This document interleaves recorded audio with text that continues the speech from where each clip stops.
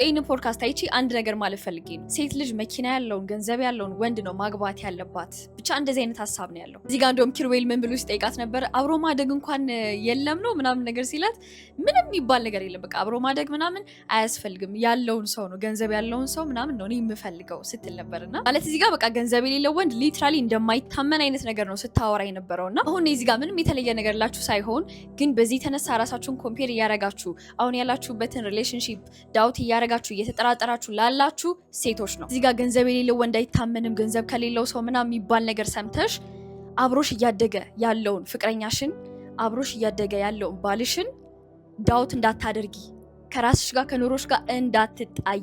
ኦፍ ኮርስ እዚህ ጋር ምንም አይነት ጥያቄ የሌለው አንድ ነገር ምንድነው፣ ፍቅር ፍቅር ነው፣ ገንዘብ ገንዘብ ነው። በቃ ማለት ፍቅር ላይ ምንም በአንድ ነጠላ እናስቀድስ ይሁን የፈለገ ለምን እንትን አትሉም።